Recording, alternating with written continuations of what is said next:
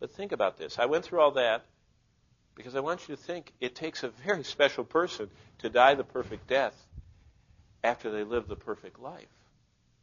And that's why all of this salvation, substitution, and imputation is based on who Jesus Christ truly is. And so we're examining that this morning because Jesus had to be both human and divine. And without that, there's no gospel message. And the only way salvation works is if it was the God-man, the Son of God, God the Son, who accomplished it. And so the incarnation of Jesus, the fact that he was God incarnate in human flesh, that is the core of Christianity and of the gospel.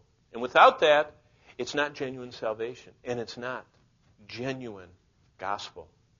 Think about that, because the power of the gospel is that God became man, and that being both holy God and holy man, he alone is able to reconcile us to God, and that only happened because Jesus was virgin born. He substitutionarily atoned for us. He was divinely resurrected. He ascended up, and he ever lives to make intercession for us. And only someone who could be God in human flesh and die that way and live the perfect life to credit to our account, only that person could offer us salvation.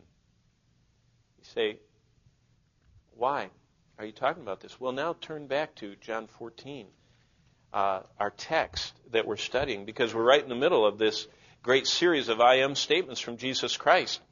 And Jesus Christ says in John 14 and verse 6, he was declaring that he alone is the way to God.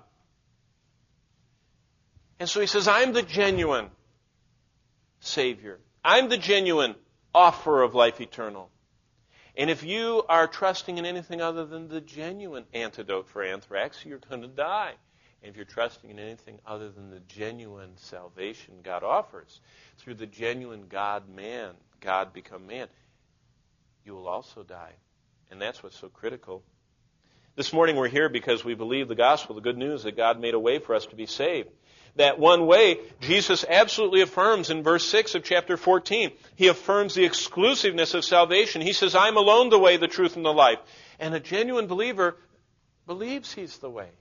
They don't try and find a different way. They don't settle for anything less than God dying in their place as God the Son, the sacrifice for sin.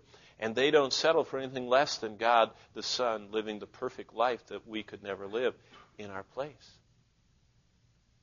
Does that make a difference? Yes.